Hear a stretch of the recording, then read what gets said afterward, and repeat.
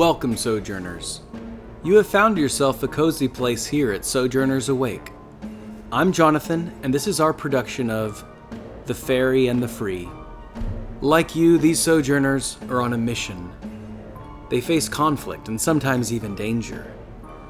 The light at the end of the tunnel might seem far away, but nevertheless, they press on with intrigue, mystery, and threat.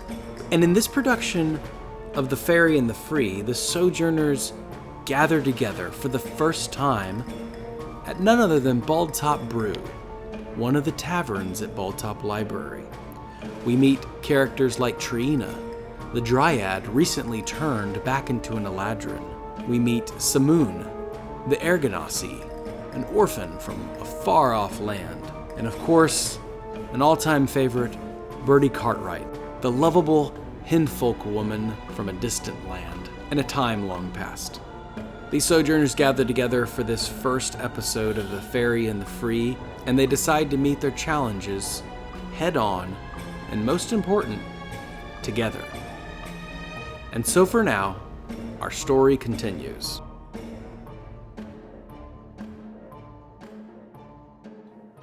The winter winds blow strongly over the mauby ocean. Ships pull into the dock, and the farmer draws in his herds. All across the region of Tryina, the folks prepare for the prophesied brutal winter this year, 1532. And on the 17th day of the month of Montan, the badger sign shines brightly in the evening sky. The alabaster white walls of Bald Top Library rest like a waning candle upon the black volcanic rocky cliffs. Snow covers the fields and the forest surrounding this library of learning. Thin ice glazes the sidewalks and the parapets within the high citadel walls. And inside the courtyard, pilgrims and witnesses walk briskly back and forth, bearing their furs and cloaks, gripping them tight with numb fingers. The Bald Top Brew, the resident tavern and dining hall services the students, faculty, and travelers alike, the whole place bristling with chatter. Folks of all ages and backgrounds sojourn to this bastion of books to seek knowledge, wisdom, and truth. With many other ways to communicate this, more than just a library of books, scrolls, and documents, this place boasts live learning from first-hand witnesses, and even sporting appearances from gods appearing among them. Although a vile winter storm, supposedly from the wrath of Auril, recently blasted through the library, the spirits now are high, for no one was lost in this winter weather. So for now, the drinks are warm, the pies are fresh, and the laughter is hearty. Welcome to Bald Top Brew.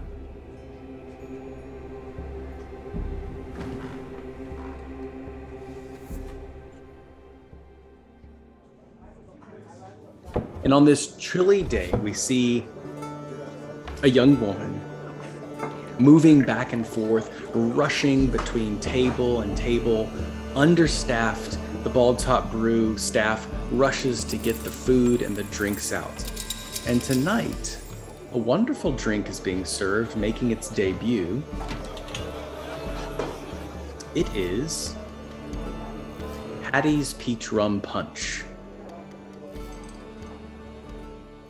Bertie, you are making your best attempt to serve this wonderful drink and get it hot off the shelf, getting it into as many bellies as possible to make your manager, your owner, pleased as much as possible.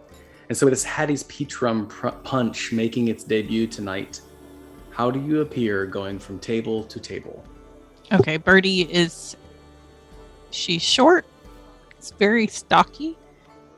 She's wearing a sort of old-timey waitress outfit. She's not happy about having to wear something so uncomfortable and feminine. She's got large, hairy feet that is on the bottom of her feet is like probably broken glass shards and stuff that she just really hasn't felt. because she's, broken cups and mugs and stuff for, food stuck to the bottom of her feet. She has an apron tied around her, and she has like a little cocktail tray that she's holding, trying not to spill drinks, but she's clumsy, and trying to do her best at being personable in this busy pub.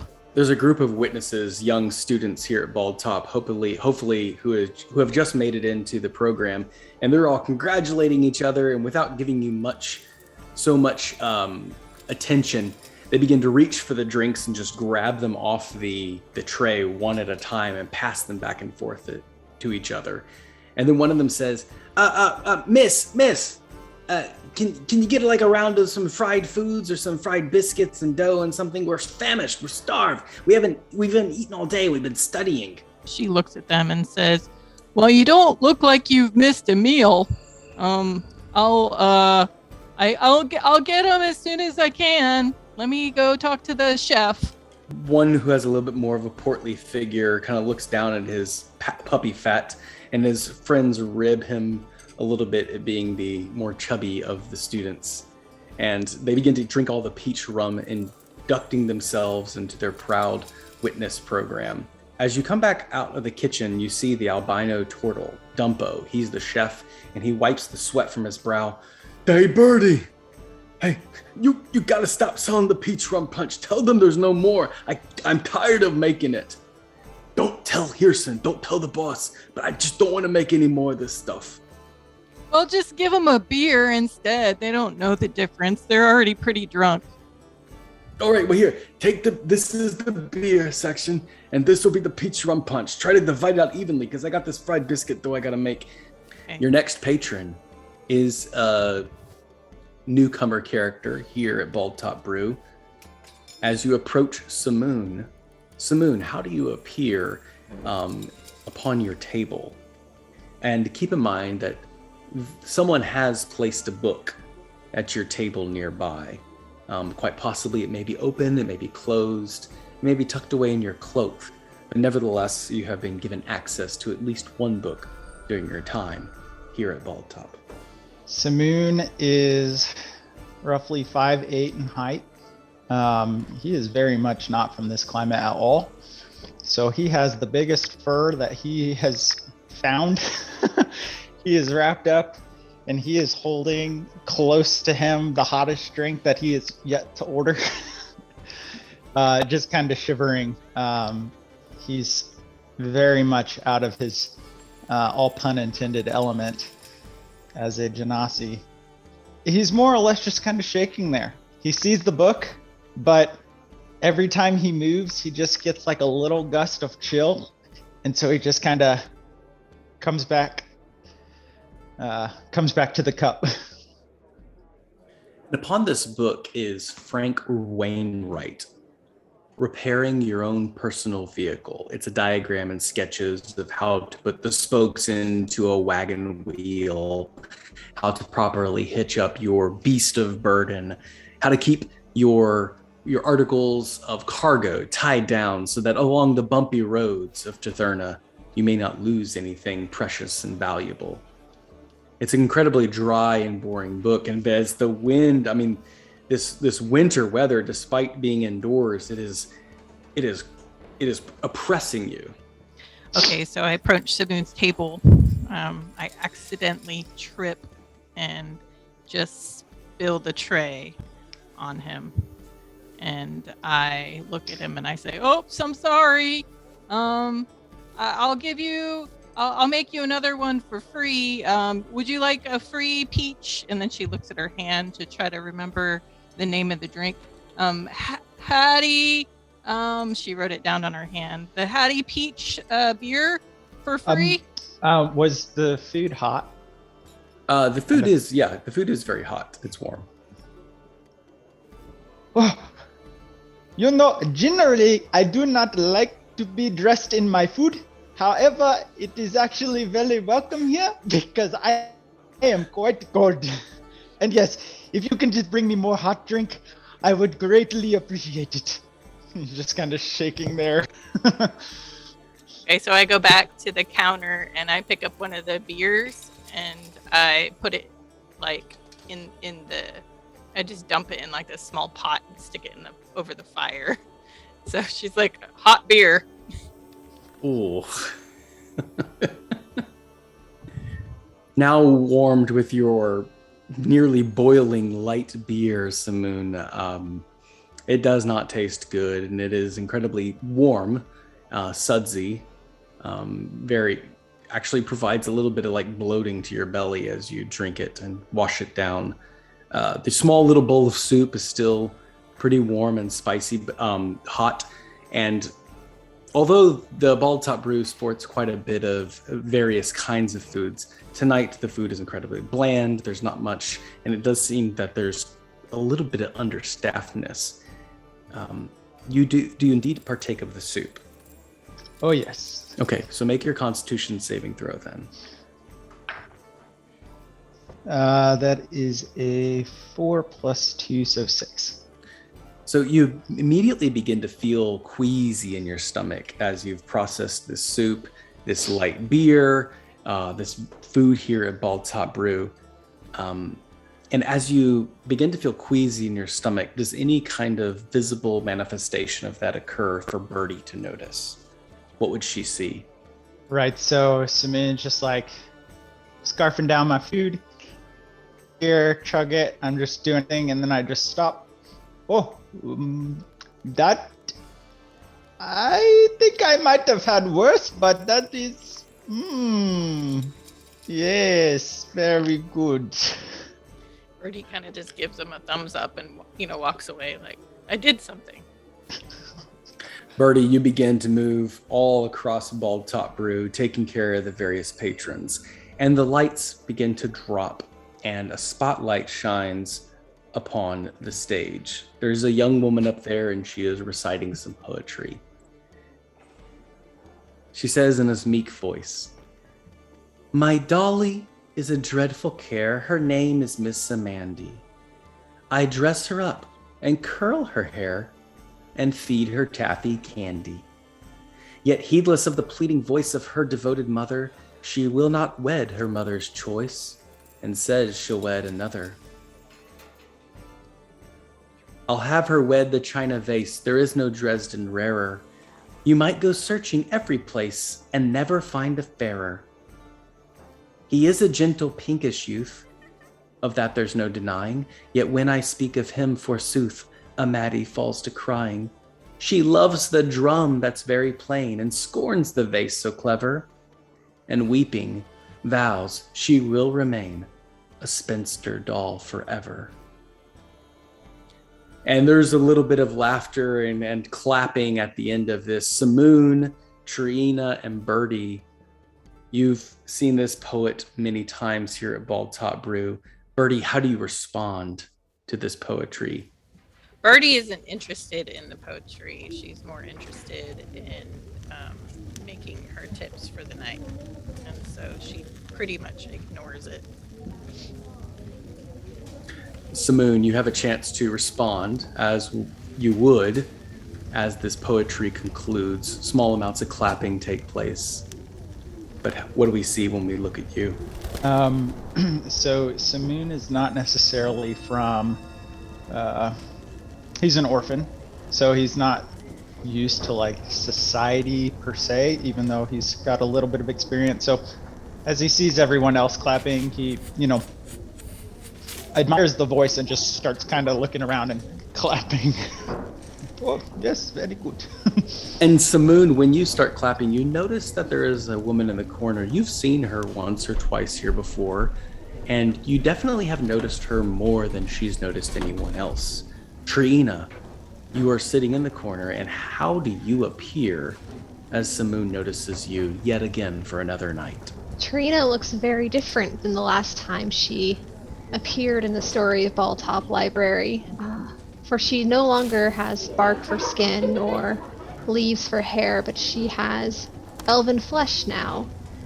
She appears as a young, beautiful elven woman, pointed ears, long, dark kind of wavy hair, moss green eyes, and she is, let's see, she's got like wrapped in her hair some wilted flowers, because she's struggling to find flowers that are not wilting anymore, but she still wants them there, so she just like keeps these kind of drying flowers wrapped up in her hair.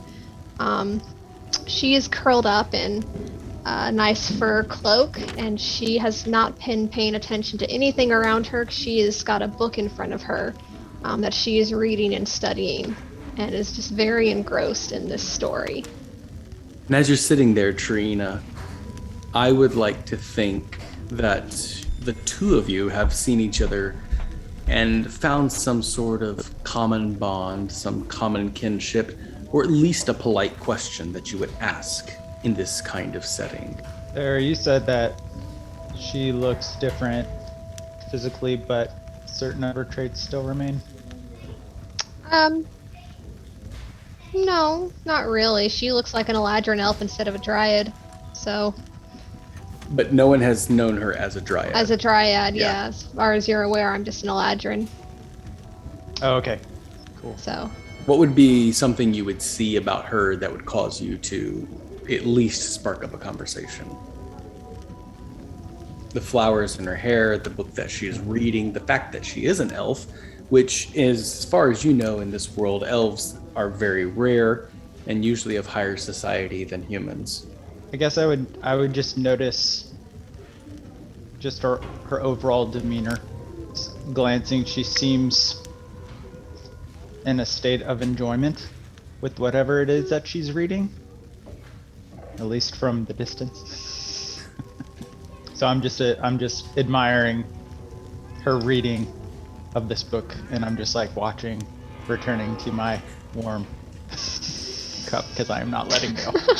Okay, make fair it enough. easy for you at all. Yeah, fair enough. Okay, fine. So you respond simply with silence and retaining your warmth, not leaving the comfort of your hot soup, though it is making you quite queasy. Go ahead and if you would like, I would let you do a stealth check, and then Tryina do a perception check. 17. Okay. I have 15 on my perception. Okay. So someone walks right in front of you, Samoon, right as Tryina looks up, and it is Bertie. Bertie, you return with another warm beer. Placing it down on Samoon, you now turn to Tryina, your next patron. And how do you approach her? I march over there with a disgruntled look on my face. Excuse me, elf lady. And then she kind of like bangs on the table to get her attention. And she's like, you've been sitting here for hours and you haven't ordered. Would you like some food, or are you just planning to take up a table for free? Tryina looks down on you in like every sense of the word. Oh, jeez.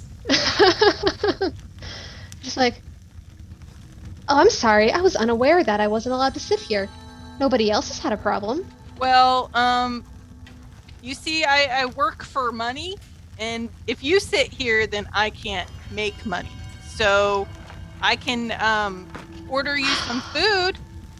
Okay, fine. I suppose I'll have my usual salad and one of those fancy hot drinks those youths won't shut up about back there. Is there anything you can do to make it quieter? This is supposed to be a library, and she like chokes over the word as she says it. Like, aren't they supposed to be quiet? And then Bertie pulls out of her pocket like this old napkin, and then like rips it in half, and then balls them up, and says, "You can use these as earplugs, and I'll go get you a hot beer, okay?" And she just walks away. Did she say hot beer? I'm gonna look around and see if anybody else has a hot beer. Do I notice Samoon with his hot beer? You do indeed. Samoon has his hot beer, as a couple of the younger witnesses also do as well. I'm gonna get up from my table and I'm gonna go to Samoon because I have seen him before, and I know there's a diverse company here at a Balltop Library, but he's just something about him is striking to me. So I'm just gonna come up to me like, hey, is that a hot beer? I believe that is what I was told it is. Is it wretched? Well, it's definitely not the best thing I've ever had. I knew it. She's trying to poison me. Oh, I don't know about that, but well, and second hand maybe.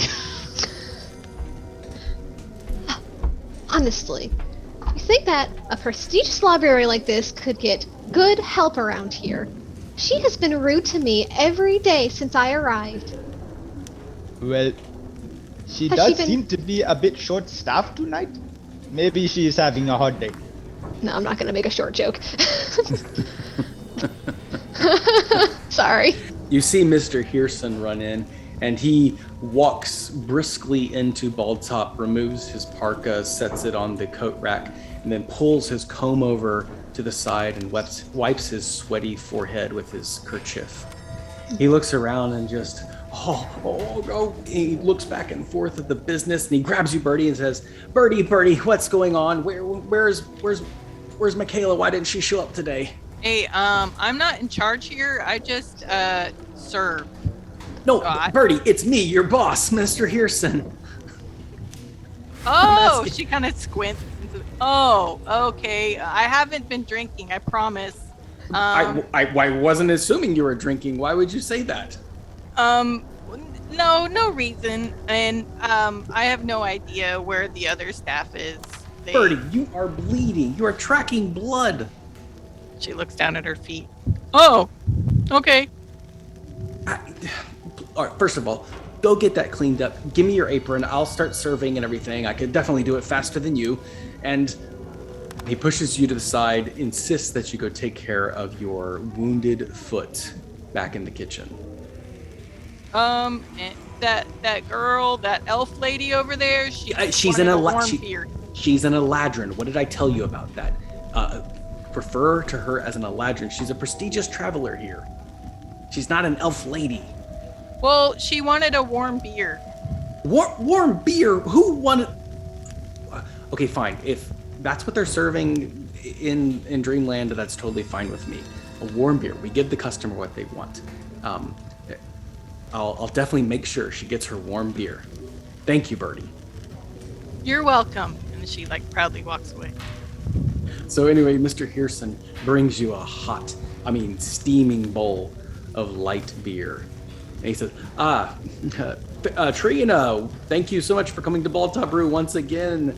Here is your warm beer as you requested. Oh, Samoon, nice to see you again. I have a question about this. Is this really your special tonight? Hot beer? Doesn't that seem a little cheap to you? Cheap? No, it's the opposite of cheap. It's for the prestigious travelers. He looks around to see if anyone else has ordered the warm beer. He looks at Samoon and sees the other witnesses. It's a rare delicacy, only the best for travelers from the West. Okay. Strange culture. Is the peach rum thing just warm beer? Is that all it is? Oh no! The peach rum? Absolutely. That's what I was told I was getting for free. You're getting it free? Yeah. How'd you get that? She told me I had to pay her money. Well, the server spilled all her food on me, which actually made me nice and warm. But she said I get this for free, and she gave me this. And I must say it's not exactly the greatest. Well, at least she tried. Mr. Hearson grabs his chest, with totally pain, and he pops a couple pills really quick, wiping the sweat from his sweaty comb over, and says, the Hattie's Peach Rum Punch, the samples, yes, we are handing out free samples, hopefully generate enough interest. The warm beer is, I'm sure, a hit with the students and the witnesses here. You know how kids are these days. I am so sorry to hear. I can only assume that was our Bertie who spilled the soup upon you, sir. Samoon, I am so apologize for that. Oh, it was, but it's okay. I assure you. Well, you're too gracious. Well, let me make sure to get you some fresh fried dough on the house. No problem at all. Tryina, is there anything else I can get you? He gets it on the house too. Well, Seems like favoritism. He looks at his horrible conundrum and wondering how much I soup can Bertie share will it have with to. you.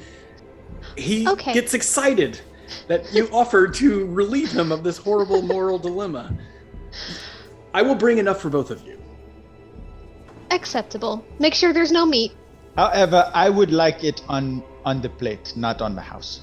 Of course. And he grabs his chest once again, pops a couple more pills, and runs off to get the fried dough. Very soon, you have plenty of fried dough.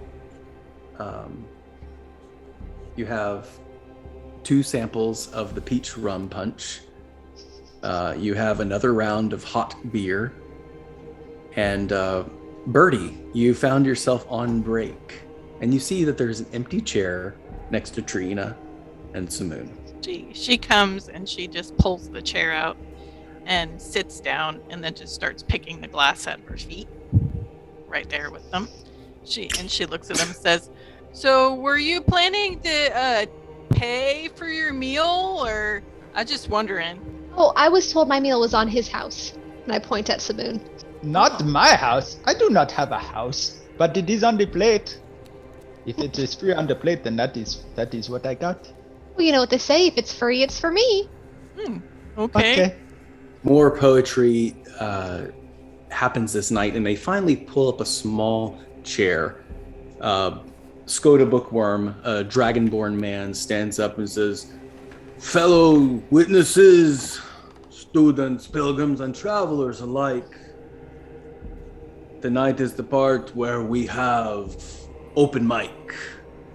Open chance for you to express yourself creatively. So for the next unbearable half hour, we will listen to all of your brilliant minds. Do we have any volunteers?" Conveniently, he looks to your side of the room. I visibly look like I want to get up and go, and then my face kind of falls, and I just sit back and start playing with my fried dough. He motions over there and says, I see someone moved. Anyone? He looks at Bertie, Tryina, and a couple other people surrounding your table. Does anyone respond? Bertie just looks around, sees that nobody's getting up, and decides that she's going to go because she's, works at this establishment, and she wants to make sure that, people get what they're paying for. Our very own Bertie, finally, come on. And Skoda, he's one of the headmasters here at the school, and he pulls you aside and kind of squeezes your shoulder and says, he whispers, "Don't make this unbearable." And he gets off the stage, leaving you with your empty chair and the spotlight shining upon you. The room is silent, save for a few coughs, sneezes, and clinkings of the glass. She puts her foot, she tries to put her foot up on the stool, but her legs are too short. And so she kind of stumbles and falls back. And then she just kind of leans in. She goes, "A poem by Bertie Cartwright." And she thinks for a second. She goes, "You never know what's coming up. Is it a lion or a bear, or something you want to share? Is it a road or a toad? Is it a guitar or a Cartwright? Beep, beep, splat. It's a car." And then she just walks off the stage. As you begin walking off, way after you're off the stage, people just instinctively clap. A Skoda comes up and says, "Here at Balltop Brewery, we don't really allow vehicles to be in the road, but I hear it gets really dangerous out there. I'm sure you've had your own chance of roadkill as you've arrived here. Next up," and he looks around, and a couple other students do some contortionist dances where they stretch their bodies to the limits, and no one's really interested in that. Finally, someone gets up and reads a chapter of the textbook and begins quizzing some of the students about the answers to an upcoming test. It turns into a pretty heated debate with trivia. About 15 to 20 minutes later, the chair is opened again, and Skoda just rubs his forehead. "Do we have any more illustrious talent out there?" So this whole time, as starting with Bertie's poem, as Tryina feels, um, Trina's just been getting more and more like offended by the terrible performances, and finally she can no longer stand it, and she just stands up decisively and almost like marches angrily to the chair and has a lyre that she's pulling out from her cloak. And she gets up on the chair and she looks out and around at everyone, and like for a moment her face falls and she actually looks afraid, and then she closes her eyes and takes a deep breath and she starts to strum her lyre. And she sings a song that I will not sing, but I will read the words to the poetic song that she is singing. And she says, "Flow my tears, fall from your springs. Exiled forever, let me mourn. Where night's black bird here sad infamy sings, there let me live forlorn. Down, vain lights, shine you no more. No nights are dark enough for those that in despair their last fortunes deplore. Light doth but shame disclose. Never may my woes be relieved, since pity is fled, and tears and sighs and groans my weary days of all joys have deprived. From the highest spire of contentment my fortune is thrown, and my fear and grief and pain. For my deserts are my hopes, since hope is gone." And she concludes her song with that note. I'll say roll a performance check. Okay. That is a 17. That's really weird. That's the exact number I wrote down. Wow. Oh. Okay. So as you do, you see puddles of tears in a couple of the witnesses' eyes on the front, near the front stage. You see in the corner of the room, Hirson has stopped. He's leaning up against the wall, looking longingly at thousand-yard stare into the distance. His hands no longer gripping his chest, his pills securely tucked in his pocket. You see even the albino turtle, Dumpo, just polishing a glass over and over again, rhythmically with your melody. You see there's an elven woman named Sylvia who is smiling broadly, proud of this expression of song and beauty. Skoda finally gets up and breaks the silence with clapping, and the room it definitely erupts in generous applause. And he says, "Well, yes, that was actually really good, really good. Yeah, Tryina, very good." And you're escorted off the stage. Bertie and Samoon, as she rejoins your table, how do you respond? I'm just gonna like lean in and go, "Oh, that was very good. I like that a lot. You did very, very well." Bertie wipes just one single tear from under her eye, and she looks over and says, "That was a beautiful song." So, something you've probably never seen on Tryina's face before is that she's humbled by your praise. And she just smiles very genuinely and sweetly at you. She's like, "Well, thank you. I really appreciate that. It's been a long time since I've performed for anybody." Standing over you now, a very tall elven woman, and you know she's an elf because her body is thin, nearly avian in form. Her large eyes slit all the way around to her temples. Her very thin nose wiggles as she smiles.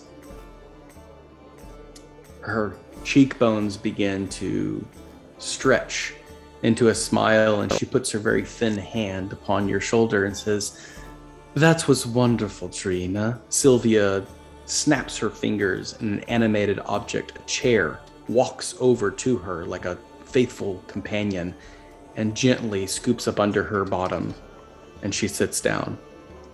She looks at each of you and says, my, we have such a talented group of pilgrims here.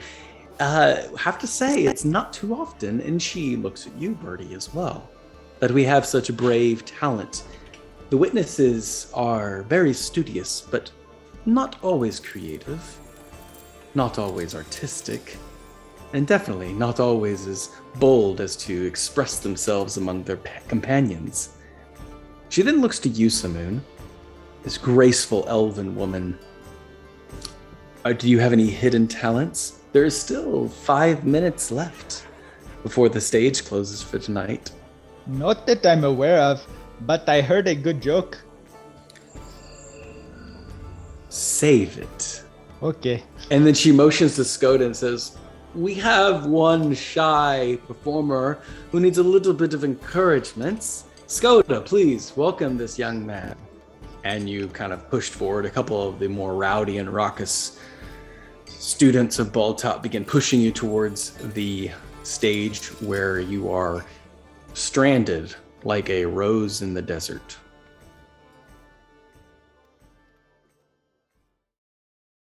Hello. Hello. Hello. Hey. I come from the desert, and it is quite cold here. I am not used to this weather, but, well, I am going to share a joke from the desert. At least I think it's funny. But what kind of water comes from a cacti? What kind of water comes from a cacti? A cactier. Bertie just is like on the floor laughing. Like that's the funniest thing she's heard. Tryina's just like, I don't get it. What's a cactier? Bertie, your laughter just resonates throughout this dining hall, rolling in laughter. Hirson kind of looks around a little bit and goes to lift you up. But before he does, one of the other students goes, oh my God.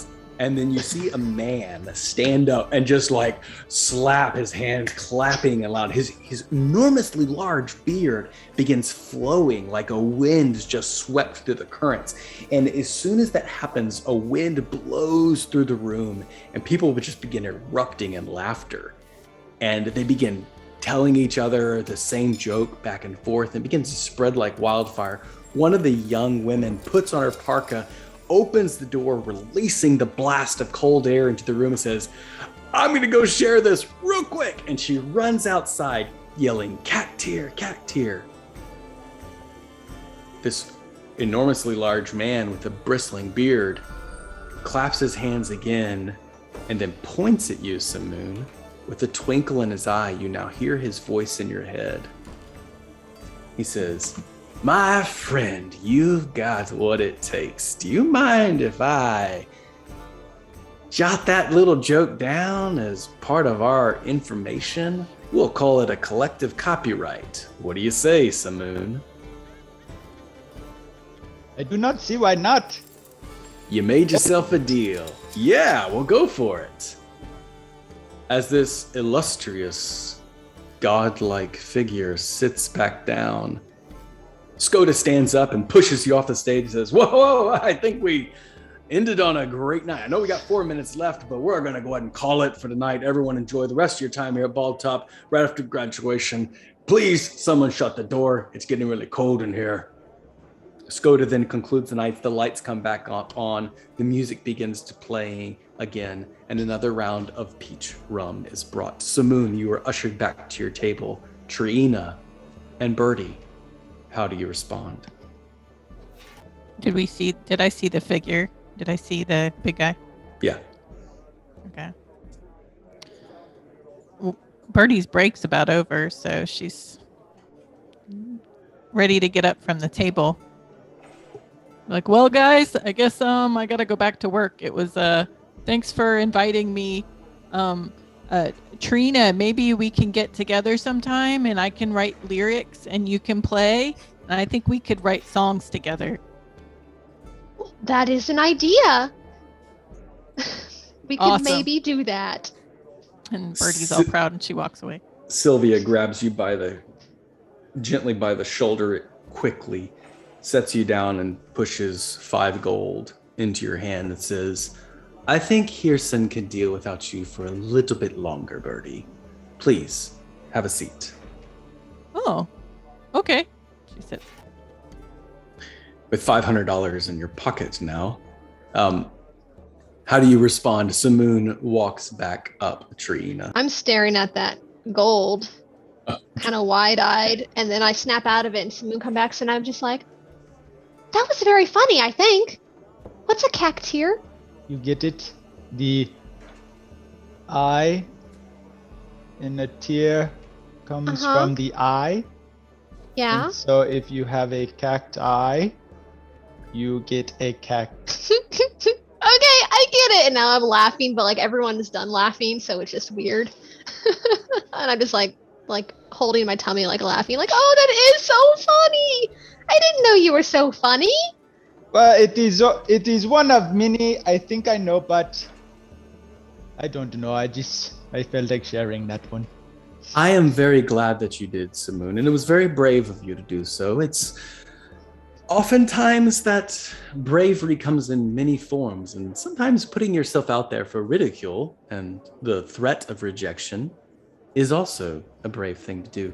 Bertie shared her wonderful poem, violent though it was. Tryina, your song, of course. I've heard that song long ago. It's been a while, but it was good to hear it again. And dare I say, it's in pristine condition as the first time I heard it. And Samoon, of course, putting yourself out there. I've heard stand-up comedy is one of the most difficult tasks to do. It really takes a lot to. And then she looks over at the godlike figure. It takes a lot to get his attention. He's almost heard it all. Oh, well, if it's better to sit to make a joke, I can do that too. That's an interesting idea. I've never thought of that. Sit down comedy. We should write that down. Anyway, you know me. I am Sylvia. I'm one of the masters here. I teach mostly on other planes of existence, faraway worlds. You've heard it before, but I'm not here to lecture you or anything. I'm here to see how brave you are. Tell me, Tryina, do you think of yourself as brave? Her Fey ancestry begins to come out. You see the stars in her eyes. You see the wine drip from her lips. On her breath, the winds of the wild. She begins to appear either to you as incredibly terrifying or incredibly beautiful. How do you see her? And how do you answer her question? The way that you described her, I think that I see her as incredibly terrifying because she reminds me of that which I am most afraid of. So as she asked me that question, there's a part of me that like wants to look away and not meet her eye. But then I get really angry about that reaction. And so I kind of square my shoulders and I'm like, I'm as brave as anybody else. A concise answer. Samoon, do you consider yourself brave? And with the stars in her eyes, the wine upon her lips, and with the winds, the wild upon her breath, does she appear terrifyingly beautiful or majestically charming to you? As more the majestically charming. I am only brave when I have to be. All the other times, I am simply me. Simply something you turn on and turn off at your own will?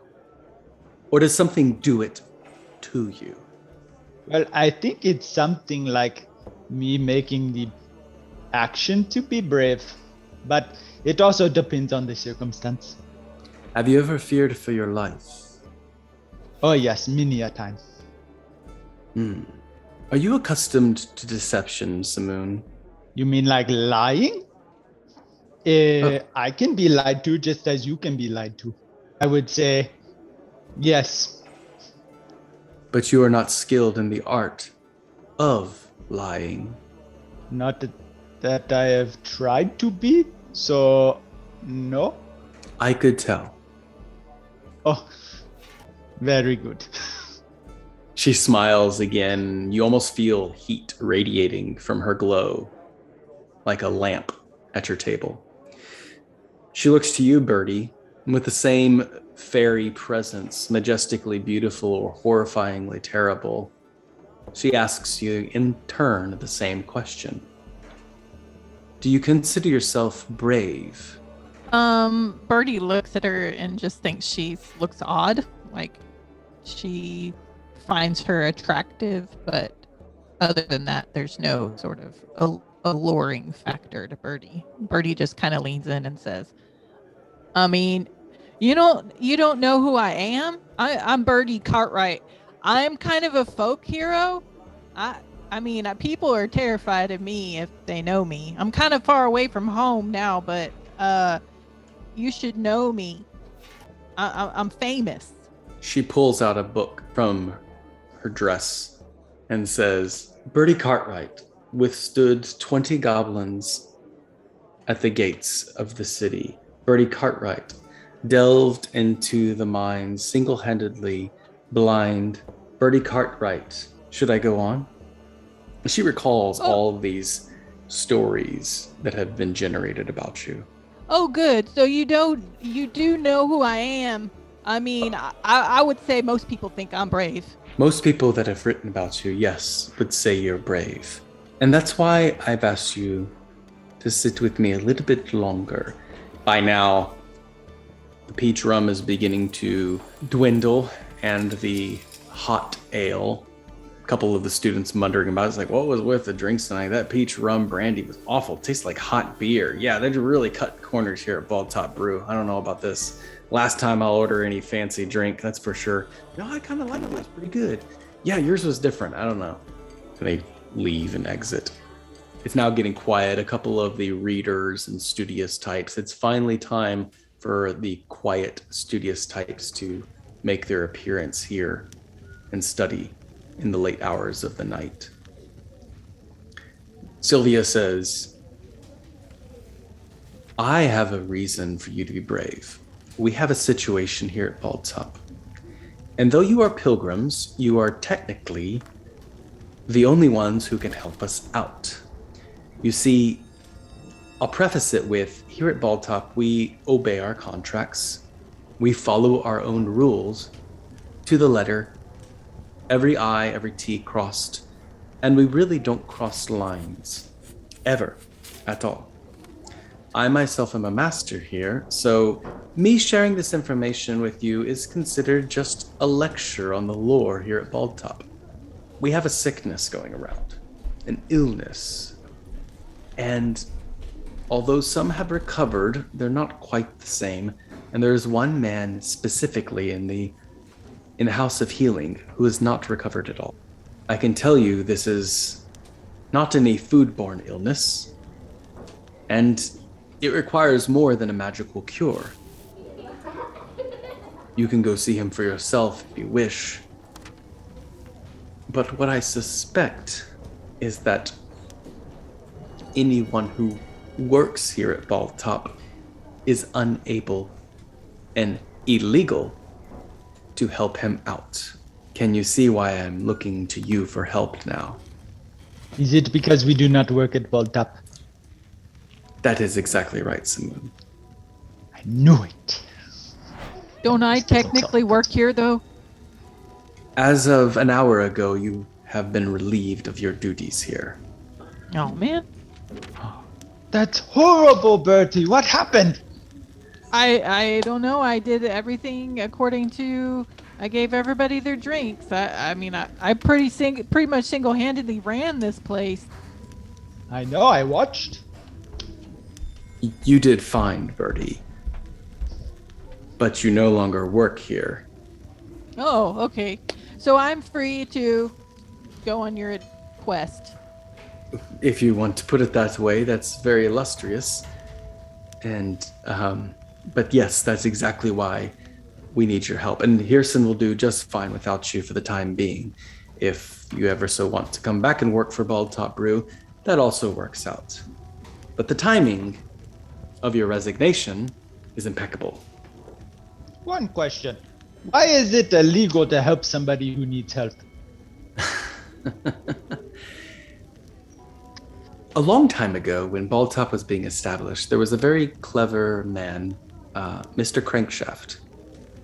Somehow, beyond my comprehension, he was able to purchase private property within the walls. And the contract was worded in such a way that anything on his private property was now his own personal property. Over the years, he has acquired an enormous amounts of helpful books, mostly on medicine, and they legally belong to him. And we cannot legally take those books away from him or even request them, and he has used that, honestly, to his great leverage. And he knows that. You have seen him, I'm sure. Gruff man wearing a leather cap, followed by a mastiff, walking around Bald Top like he owns the place. Because quite literally, in some aspects, he does. And believe me, from all the way to the top to the keeper, we have tried to find a way to rid ourselves of this thorn. While he is not a kind man, he's not necessarily evil, but he's incredibly a miser, if you would, and he knows it. He knows he has the power. We believe the answer to the illness is contained in one of his books, in his house. So you want us to steal a book out of his house? To help another old man.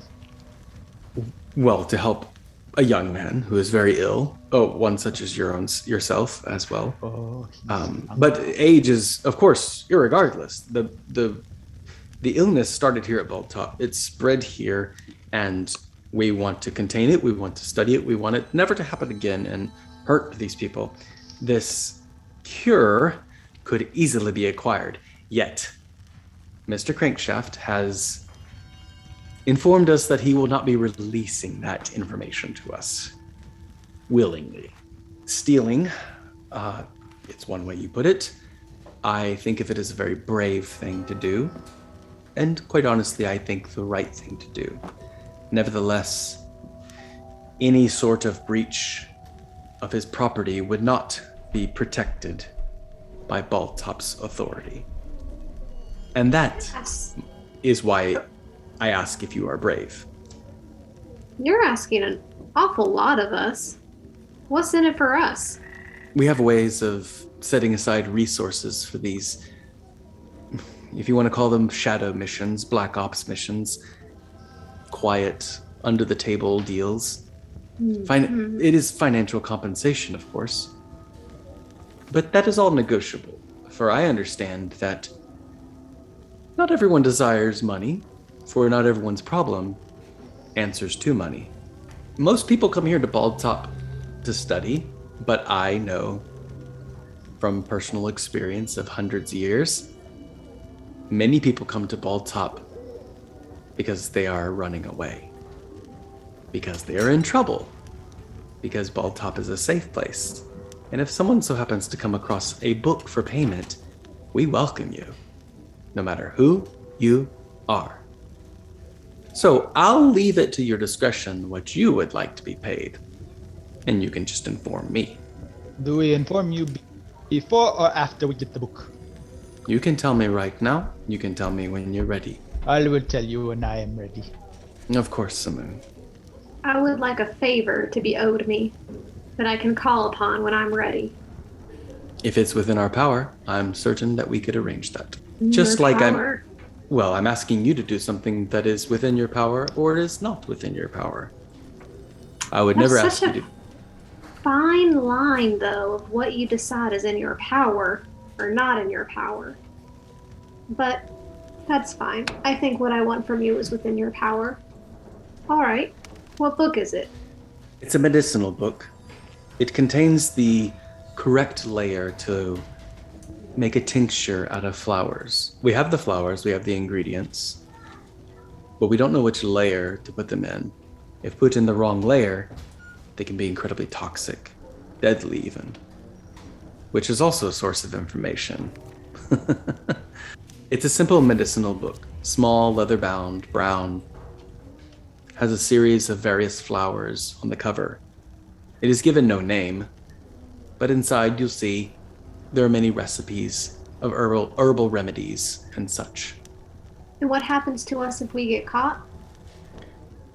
Well, you'll be at the mercy of Crankshaft, Baldtop Library authorities. Most likely you will be asked to leave. Or was that all? Quite honestly, that is true. Theft here is very generously, simply, you are put on a list and asked never to come back. That's all. That always has a time limit, of course. For some reason, a year's time of passing, we tend to forgive those sorts of thefts. Crankshaft knows that, though. I'm pretty certain he is well connected on the outside of these walls as well. Okay. Is there What do anything you else? say, Bertie? Bertie? Do you think we should do this? Well, I've been put on many lists of no return lists. So what's one more, really? It will go to your folk heroism. Yeah. I've also Don't- been known to take things from time to time, so this really is kind of what I do. You don't need to say any more than yes. Samoon, do we also have your buy-in? Oh yes, I will be willing to help. That is fine. Willing to help. Yes. That is what we're looking for. If you would like to meet the young man in question, otherwise, I will let you confer the best possible way and time. I only ask that when you are successful, you just simply return here to this location. I will find you, and the exchange will take place. Does that seem fair?